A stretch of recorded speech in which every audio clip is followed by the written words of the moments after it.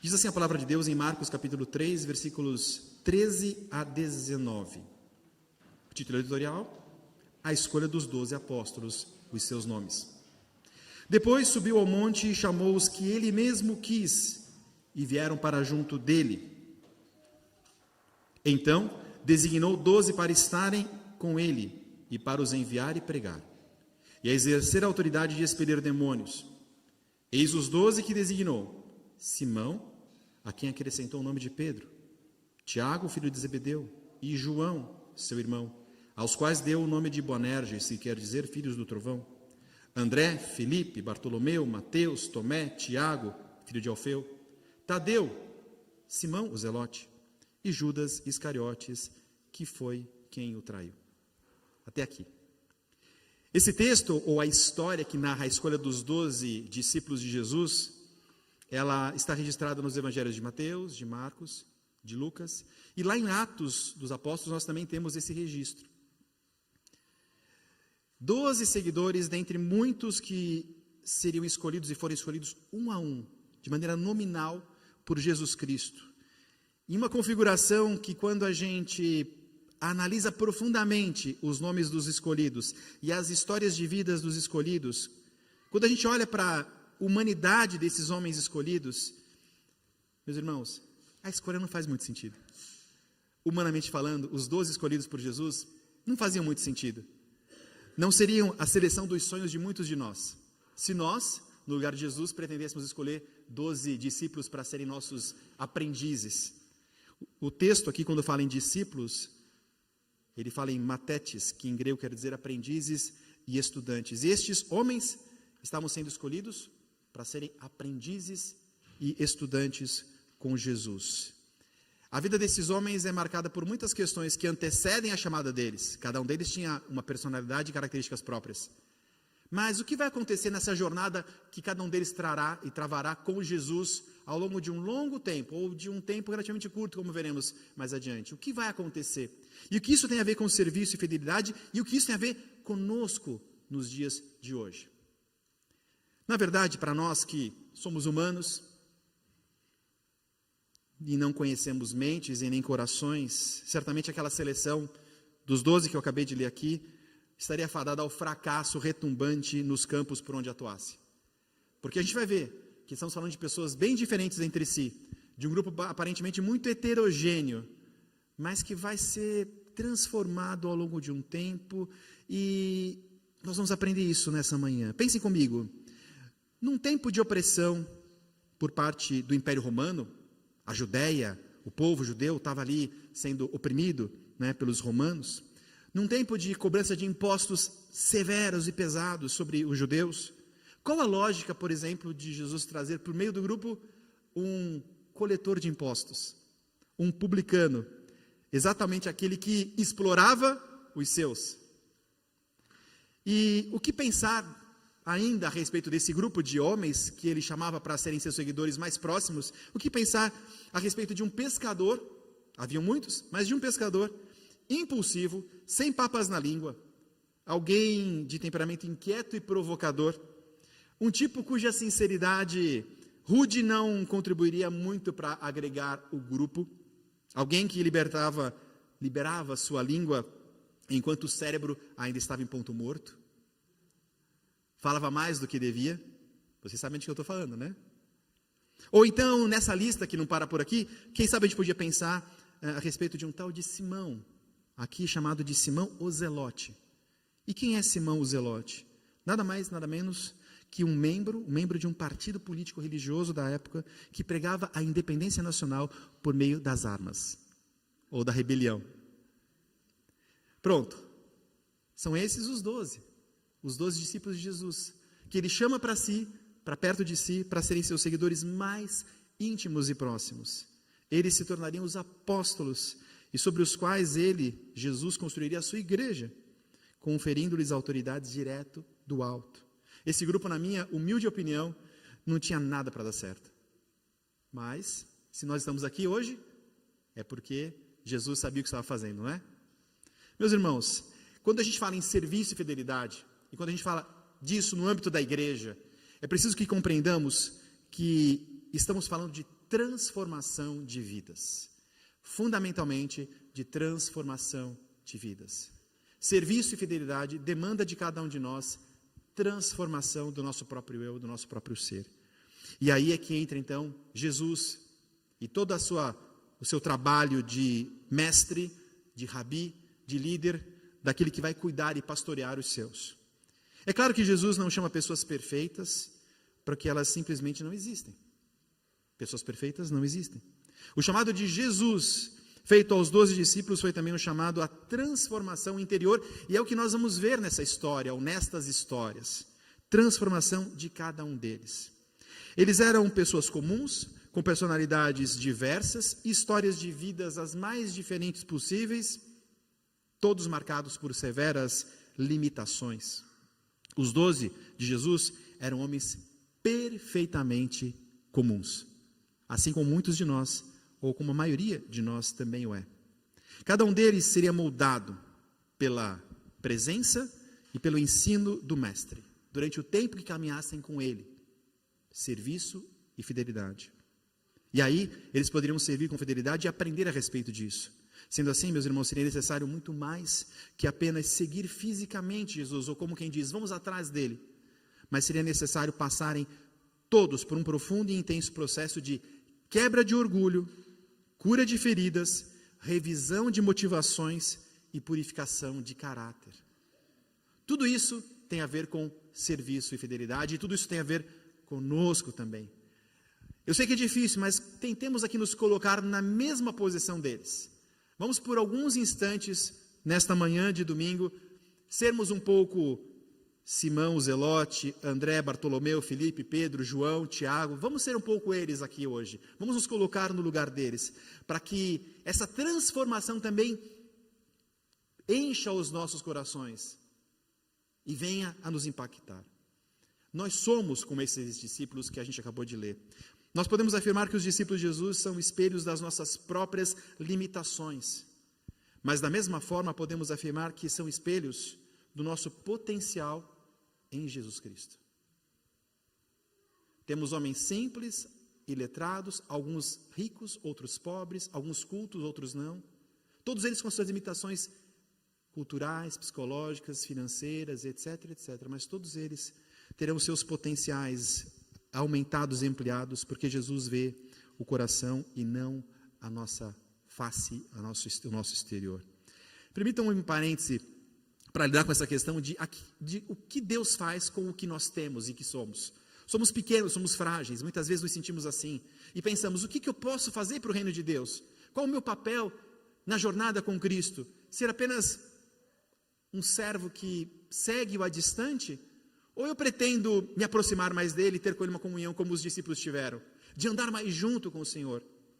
E quando a gente pensa a respeito disso, e quando a gente pensa sobre essa questão de o que podemos fazer, mesmo com as nossas limitações, me lembro de uma história que eu vivi, de um pastor que pregou na minha igreja natal, na minha igreja de infância, lá na Lapa. Eu era criança ainda, eu não me esqueço de que ele pregou sobre a multiplicação dos pães e peixinhos. História conhecidíssima de todos nós, não é? Poucos pães, poucos peixinhos, 5, 3, enfim, algumas contas ali, mas poucos peixes de um menino que for ouvir Jesus. E esse pastor, pregando sobre a história da multiplicação dos peixes e pães, que alimentaram 5.000 homens, fora as mulheres e crianças, narra a Escritura. O pastor, ele, ao longo da sua jornada e de ensino naquela manhã, ele termina dizendo assim, como lição final a respeito daquela história: você tem que entender que você não precisa olhar e não deve olhar para aquilo que você tem ou pode fazer. Mas você tem que entender e crer naquilo que Deus pode fazer com o pouco que você tem ou representa. Eram poucos pães, eram poucos peixes, mas nas mãos de Jesus se transformaram em algo abundante. Aquele menino certamente ficou muito feliz ao voltar para casa e dizer para a mãe o que tinha acontecido, né? É mais ou menos assim, nós somos como aqueles discípulos que temos limitações, temos potenciais, às vezes refreados, somos imperfeitos, mas o que Deus quer fazer conosco, meus irmãos? Para o seu serviço e com fidelidade. Aqueles discípulos seriam trabalhados para se tornarem líderes da igreja de Jesus Cristo, na terra. Jesus investiria tempo pessoal preparando-os para uma jornada cuja duração limitava-se em função da obra sacrificial do próprio Mestre. Os dias de Jesus eram contados. Jesus sabia o que estava para acontecer. E ele sabia que o tempo dele não era tão longo assim na terra. Entendam e percebam, e talvez pensem, sei que a gente pode dizer assim, a ansiedade de Cristo, ou o cuidado dele, ou o zelo dele em preparar aqueles homens, porque ele sabia que havia um tempo, e esse tempo deveria ser trabalhado. Claro, ele podia fazer isso. Mas o fato é que Jesus sabia que havia um tempo, e esse tempo precisava ser aproveitado. Os anos de ministério de Jesus foram 3. Nós aprendemos isso, não é? Mas o tempo que ele dispensou aos discípulos, ou o tempo que ele esteve com os discípulos, não foi um tempo de 3 anos.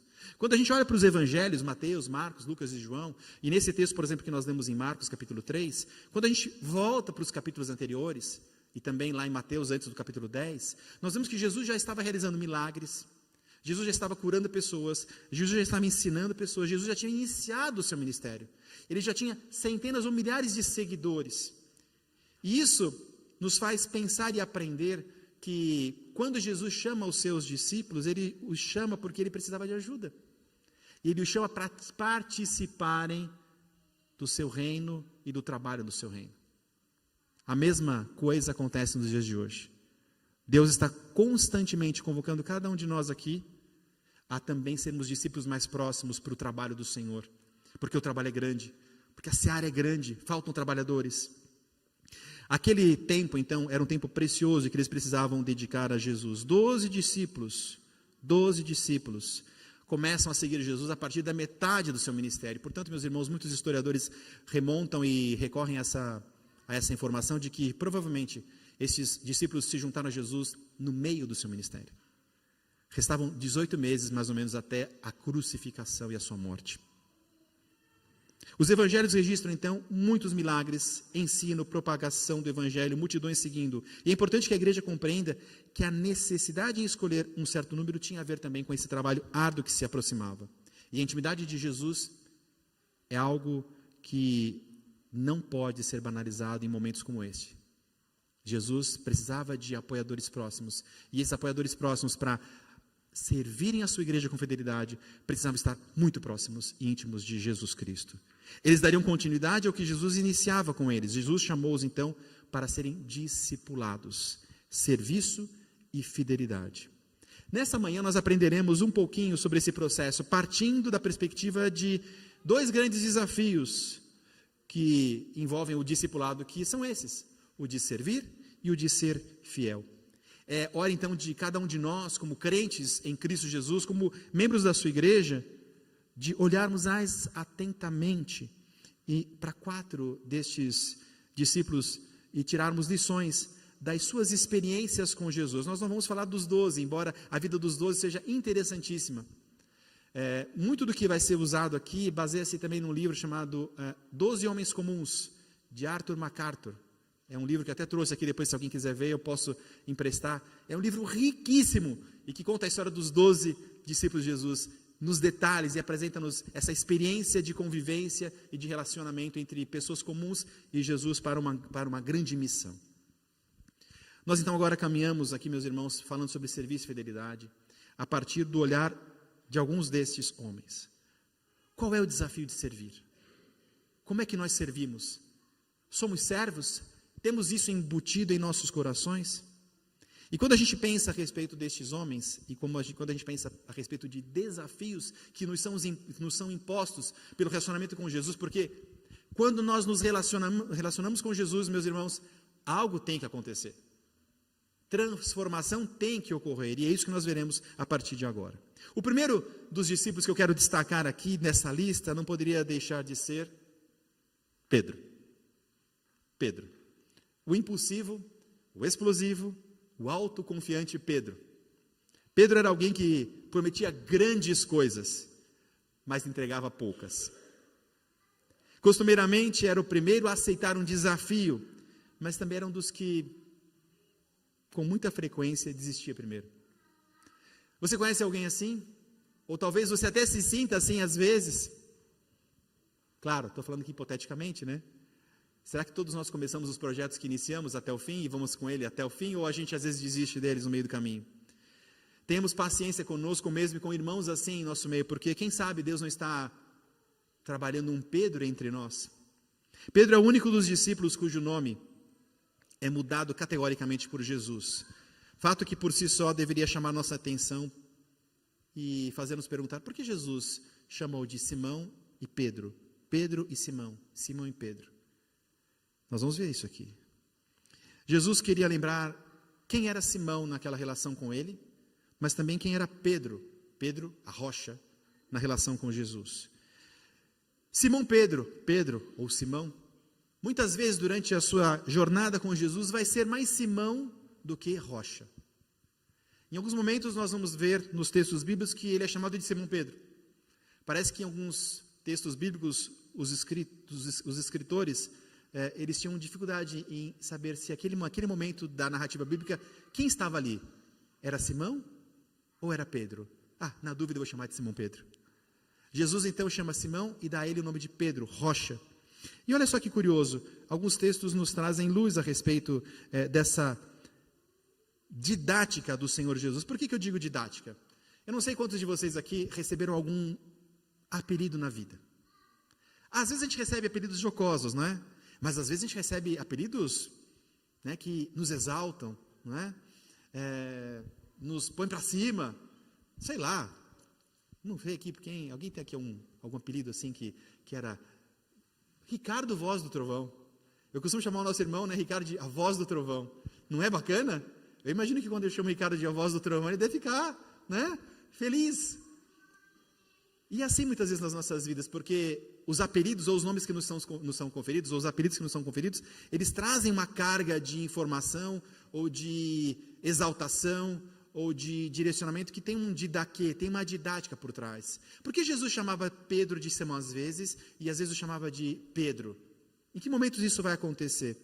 Eu lembro lá em casa, os meninos, o Arthur e o Edu, que quando alguma coisa dava errado, ou quando eles faziam alguma arte, eu chamava Arthur, ou Eduardo, e quando a gente chamava-os pelo nome assim, né, eles já sabiam que alguma coisa tinha acontecido de errado.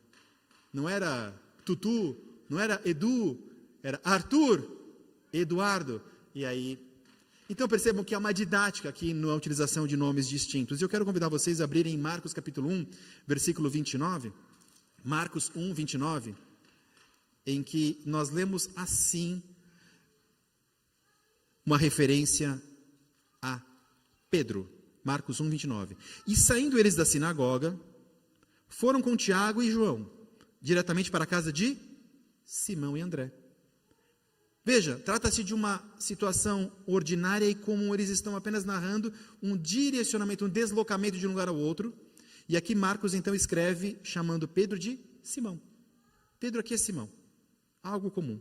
Lá em Lucas capítulo 4, olha só que interessante, Lucas capítulo 4, versículo 38, Lucas 4, 38, nós lemos um outro texto que diz assim, Lucas 4, 38.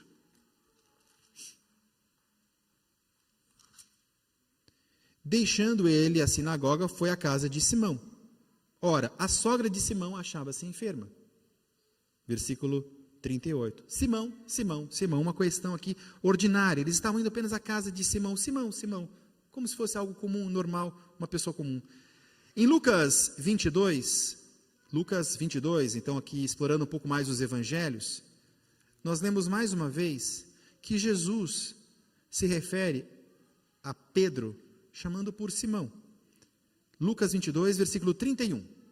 Lucas 22, versículos 31 diz assim: Simão, Simão, eis que Satanás vos reclamou para vos peneirar como trigo. Aqui ele está sendo chamado a atenção por algo que ele havia feito de errado. E então ele é chamado de Simão, Simão, 2 vezes. Jesus parece repreender Pedro, ou elogiar Pedro, apenas pelo uso do seu nome. Simão, às vezes, Pedro, outras vezes. Pedro certamente já tinha percebido isso. Na intimidade do Senhor, no caminhar com Cristo, no seu relacionamento com Ele, talvez ele ansiasse por ouvir do seu mestre o chamado Pedro, a rocha, e não Simão, o homem comum. Pedro, Simão. Vamos abrir em Mateus, capítulo 16. Mateus, capítulo 16, versículo 18. Mateus 16, 18.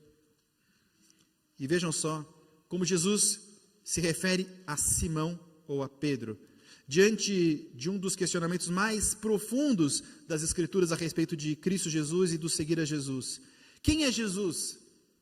Era o questionamento que se fazia. E então Pedro diz que ele é o Filho de Deus, o Filho do Deus vivo. E então Jesus, se dirigindo a Pedro, no versículo 18, diz: também eu te digo que tu és Simão? Não. Tu és Pedro, e sobre esta pedra edificarei a minha igreja, e as portas do inferno não prevalecerão contra ela. Diante de uma resposta contundente, direcionada pelo Espírito, em que Pedro agora diz que o Senhor é o Filho do Deus vivo, Jesus olha para ele e diz: está aí o Pedro que eu quero. É esse que eu quero. Eu não quero o Simão, eu quero esse Pedro. Você é o Pedro. E ele se refere a Pedro, chamando de Pedro. Que interessante, não é? Como Jesus é amoroso e é cuidadoso no lidar com os seus, na intimidade que ele tem com os seus. E Pedro certamente sabia disso. Finalmente ele ouve do seu mestre o chamado e o nome que tanto lhe dava orgulho: Pedro, a rocha. No final do Evangelho de João, Jesus chama mais uma vez Pedro a apacentar as suas ovelhas 3 vezes, estabelecendo assim uma nova identidade a este pastor, servo agora. Aquele pescador bruto, impetuoso, agora é um servo, é um pastor. Pedro aprendeu a duras penas que servir exige mansidão, zelo e cuidado, e não apenas força e iniciativa. Serviço e fidelidade. Esse é Pedro nessa história que compõe o enredo de hoje. Vamos para o próximo. O desafio de servir do lucro ao serviço. Eu falo, evidentemente, aqui de Mateus. Mateus, que em seu tempo podemos dizer que ele era um auditor da Receita Federal do Império Romano. Uma pessoa certamente pouco estimada entre os seus, e como publicano e cobrador de impostos, sua atividade estava diretamente ligada à corrupção na época e ao serviço ao Império Romano, muitas vezes usando a força. Era comum que publicanos extorquissem o povo de Israel, até mesmo com o uso de capangas contratados para essa finalidade. Mateus, o publicano, que foi chamado a servir a Jesus. Ele foi chamado enquanto exercia a sua profissão. A Bíblia nos ensina e nos fala sobre isso. Ele estava na coletoria quando Jesus o chama. Então ele estava trabalhando, ele não estava aposentado. Não existe essa atenuante na vida de Mateus, ok? Ele estava trabalhando, exercendo sua profissão quando é chamado por Jesus. E evidentemente ao fazê-lo, isso permite nos assegurar que gozava de uma posição economicamente muito privilegiada para o seu tempo, para a sua época, diante dos seus. Abandonar tal posição seria abdicar de muitos benefícios materiais que tantas vezes nos seduzem. Lembram-se do jovem rico? A história do jovem rico? Aquele que diz: Senhor, eu obedeço ao Senhor, os mandamentos todos, eu faço tudo o que o Senhor quer, eu sou bonzinho. E Jesus diz: não, tá bom, deixa as tuas riquezas, me segue. E agora? Mateus nem era assim. Mateus não era bonzinho e nem seguia os mandamentos do Senhor, mas ele foi tocado pelo chamado do Senhor. Ele já observava Jesus de alguma maneira, e então ao receber esse chamado, ele abdica de tudo, do lucro ao prejuízo. Mas Mateus não abandonou apenas as vantagens financeiras que ele gozava na condição de homem rico e poderoso que era. Ele aceitou humilhar-se e vencer um estigma social também, para aprender a viver com humildade entre os discípulos. A primeira barreira a ser vencida por Mateus era com os próprios parceiros. A sociedade o detestava, o odiava, mas agora numa relação íntima com outros 11, ele dormiria, comeria, viajaria e viveria com aquelas pessoas que talvez tivessem sido objeto da sua sandice ou cobranças, abusivas. Mateus, autor do Evangelho de Mateus, ele é muito discreto nos escritos bíblicos. Até mesmo no Evangelho que ele escreve, o primeiro dos que nós temos aqui, Mateus, ele é discreto em sua narrativa bíblica quando ele menciona a sua própria pessoa, quando a pessoa dele está na história contada por ele. Em alguns eventos nos quais ele seria até um dos personagens centrais, protagonistas com o Senhor, Jesus, ele é bastante econômico ao mencionar a respeito de si mesmo, a falar de si mesmo. Alguém que era poderoso, alguém que humilhou-se, alguém que talvez, considerando a sua posição do lucro ao serviço, ele pretende agora como que apagar a sua história passada para viver uma nova vida transformada por Jesus. Ele se refere em alguns textos bíblicos a respeito dele de maneira muito interessante, e eu quero compartilhar com vocês 2 textos. Um de Mateus, onde ele fala de si mesmo, e outro de Lucas, onde Lucas, o médico, aquele que registrou a história de Jesus como alguém que acuradamente investigou todos os fatos. Ele diz assim no começo da sua epístola, do seu evangelho, ele diz, de maneira acurada eu pesquisei, eu fui atrás, eu obtive informações. E aí Lucas vai contar a mesma história que Mateus, de uma maneira completamente diferente. Eu queria que vocês vissem isso, como isso aflora nas nossas mentes e nos mostra essa característica de Mateus. Mateus 9, vamos abrir em Mateus 9, 10 e 11. É uma história conhecida.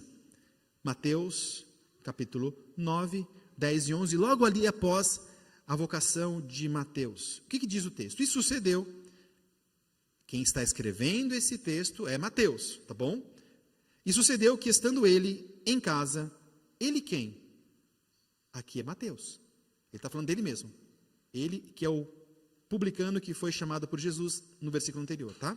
Estando ele em casa à mesa, muitos publicanos, então veja só, muitos outros publicanos e cobradores de impostos, homens também ricos, poderosos, ligados a essa atividade de cobrança de impostos, todos eles vieram e tomaram lugar com Jesus e seus discípulos. Ora, vendo isto, os fariseus perguntavam aos discípulos, por que come o vosso mestre com os publicanos e pecadores? O texto que Mateus narra, ou em que Mateus narra esse encontro com Jesus, é sucinto, é econômico, é muito resumido. E sucedeu que, estando ele em casa, não dá muito detalhe, né? À mesa, também nada de detalhe. Muitos publicanos e pecadores vieram ter com Jesus. Agora, como é que Lucas, o médico que também acuradamente registrou os fatos ocorridos, como é que Lucas conta essa história? Lucas capítulo 5, vamos lá? Lucas capítulo 5, versículos 27 a 29. Olha só como é que Lucas entrega Mateus, se é que a gente pode dizer assim, tá bom? Lucas 5, 27 e 29. Passadas estas coisas, a vocação de Mateus, de Levi. Passadas estas coisas, saindo, viu um publicano chamado Levi, assentado na coletoria, e disse-lhe, segue-me. Ele se levantou e, deixando tudo, o seguiu. É o chamado de Mateus. Então lhe ofereceu Levi um grande banquete em sua casa, e numerosos publicanos e outros estavam com eles à mesa. Percebem aqui que parece que Mateus não está se importando em contar a realidade dos fatos? Os fariseus e seus escribas murmuravam contra os discípulos de Jesus, perguntando, por que comeis e bebeis com os publicanos e pecadores? Mas o fato é que, meus irmãos, só para a gente exemplificar aqui a história, Mateus tinha preparado um grande banquete, um grande encontro para o Senhor Jesus, e não simplesmente um almoço à mesa, como se fosse uma coisa meio que improvisada. Percebem a descrição de Mateus? Ao narrar a história, ele e agora Lucas entregar a grandiosidade daquele evento. Esse é o desafio que a gente vê de alguém que deixa o lucro ao serviço. Mateus nos ensina a renunciar muitas coisas. E ele renuncia o orgulho, ele renuncia o status e ele renuncia benefícios pessoais em prol do reino de Deus. Quem é a terceira pessoa dessa história que nos ajuda a compreender a questão do serviço e da fidelidade? Agora, o desafio não é mais o de deixar o lucro ao serviço, mas é de lapidar a alma. E eu vou falar agora de João. João, conhecido de todos nós como o apóstolo do amor, não é? João, o apóstolo do amor. Mas que na verdade, segundo a própria Bíblia nos relata, e Jesus assim o faz, era o quê? Um dos filhos do trovão. Filhos de Zebedeu, filhos do trovão, ele e Tiago.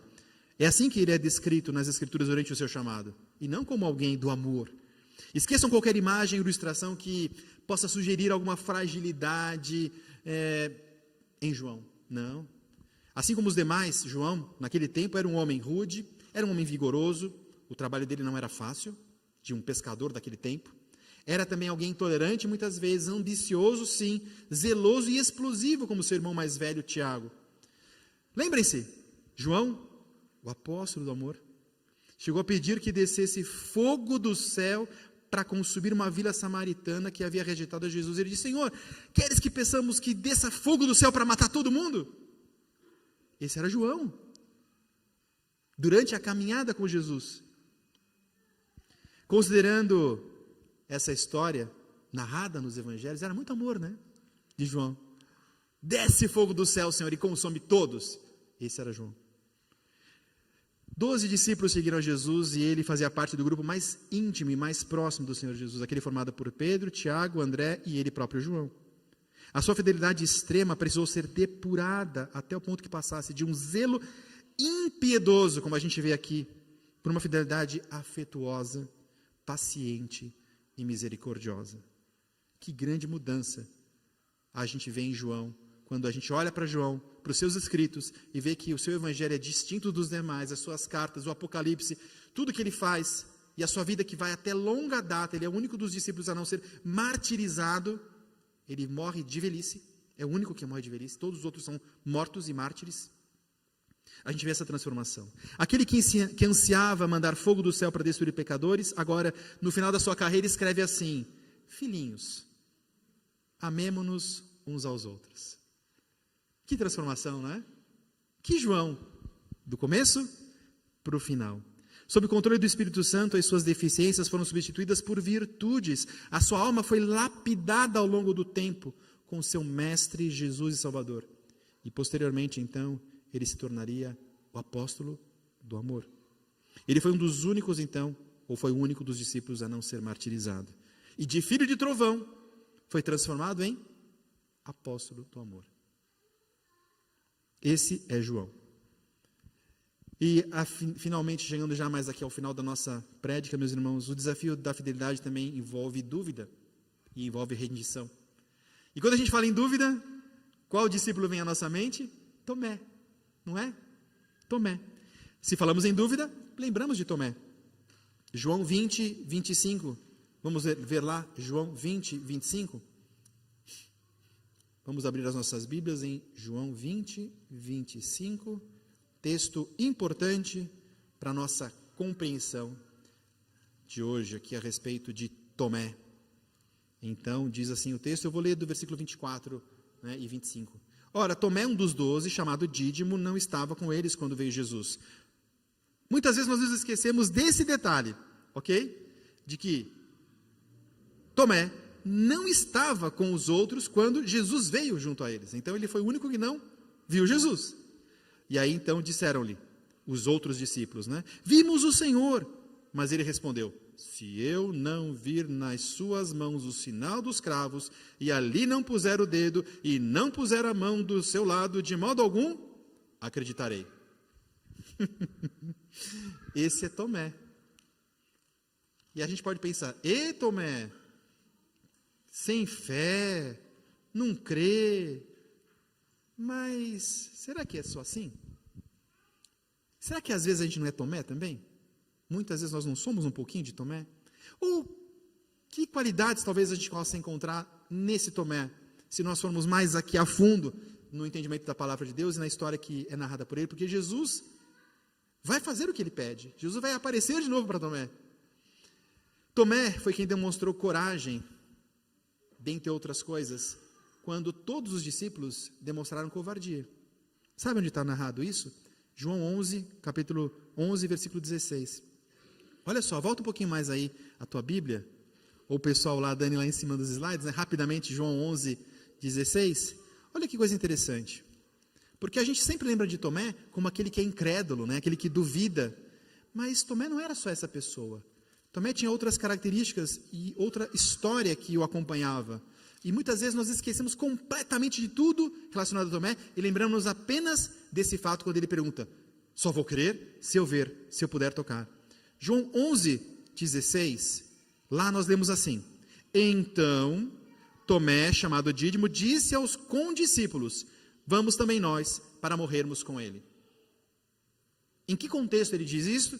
Após a ressurreição de Lázaro, cujo corpo já fedia, putrefava, 4 dias morto, Jesus ressuscita Lázaro, há um choque As pessoas ficam abismadas com o fato de Jesus ressuscitar um morto. Os fariseus, os saduceus já estavam perseguindo Jesus, querendo achar um momento para matá-lo. Já haviam tramas diabólicas de morte e assassinato para Jesus. Jesus tinha que caminhar dali para Jerusalém, porque dali a alguns dias ele seria crucificado. E ele conta isso nos versículos anteriores ao versículo 16, de que ele tinha que ir para Jerusalém, onde ele seria morto. E somente Tomé diz: então vamos também, para morrer contigo. Esse é o Tomé. Tomé era um pensador racional e realista por natureza. Quem talvez de nós não seja assim? Racional, pragmático, realista. Ele tinha uma mente voltada para fatos concretos. Ele não era movido muito por emoções, mas pela razão. Isso é bom? É bom também. É dele uma das perguntas mais profundas dirigidas a Jesus Cristo, o Mestre Jesus, dando-lhe a oportunidade de Cristo dar uma resposta que é uma das declarações mais poderosas nas Escrituras Sagradas. Sabe que pergunta foi essa? João capítulo 14. Vamos lá? João capítulo 14, versículo 6. João 14, 5 e 6. Para ver a pergunta e a resposta. 5 e 6. Disse-lhe Tomé: Senhor, não sabemos para onde vais. Como saber o caminho? E Jesus responde: eu sou o caminho, a verdade e a vida. Ninguém vem ao Pai senão por mim. Essa resposta é dada a uma pergunta de Tomé. A fidelidade de Tomé foi amadurecendo através da confrontação direta com suas limitações de fé. Foi por isso que, no caso aqui, Jesus não rejeitou. Muito pelo contrário, ele se deixou ver e ser tocado por Tomé. A Bíblia diz que, inclusive, Tomé nem tocou nele. Tomé apenas observou, viu e já: Senhor, Senhor. Que grande lição nós podemos tirar deste Salvador que concedeu a Tomé o direito de ter dúvidas. E mesmo nessa intimidade de relacionamento, responder a essas dúvidas. A fidelidade não significa ausência de erro ou de dúvidas, mas a permanência no propósito. E é isso que nós vemos em Tomé. Tomé então buscava apenas a verdade, e quando confrontado por ela, apenas se rende. E aí, as palavras finais de Tomé nos evangelhos são: Senhor Deus e Deus meu. Esse é Tomé. Meus irmãos, concluindo, 3 pontos para a gente finalizar. Quero deixar então nessa manhã 3 lições singelas para que a igreja pense a respeito dessa vida de fidelidade e serviço que cada um de nós deve ter na caminhada com o Senhor Jesus. Porque nós estamos sendo constantemente, ou já fomos, convidados a caminhar com o Senhor Jesus. Mas até que ponto nós temos nos chegado a Ele e temos sido próximos a Ele? Ou estamos meio que caminhando assim, à distância? Primeira lição: o discipulado exige transformação pessoal. Eu acho que a gente vê isso claramente, né? Nos personagens aqui destacados. Servir com fidelidade não depende apenas de dons ou de boa vontade. Muitos têm dons, muitos começam com muita boa vontade.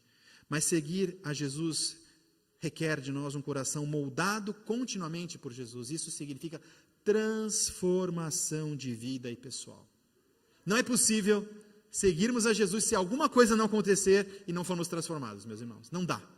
Não dá para dizer: eu sigo a Jesus, eu aceitei Jesus, e nenhuma transformação aconteceu na minha vida.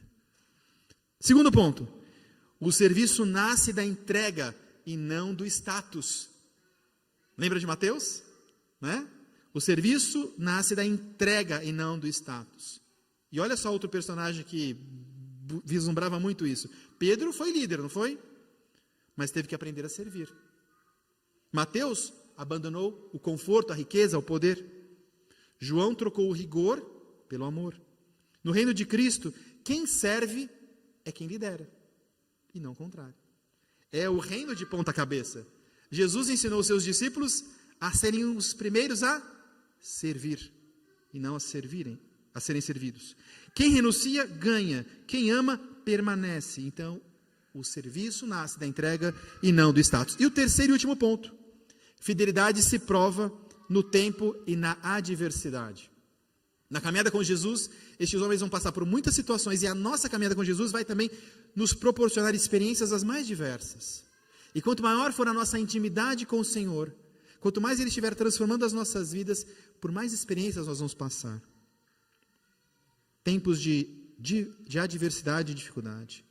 A fidelidade não se mede pela ausência de falhas, mas pela persistência no caminho, mesmo após dúvidas ou quedas. Jesus não descartou nenhum dos seus discípulos, mas sempre os conduzia com amor, em meio às dificuldades, em meio às adversidades.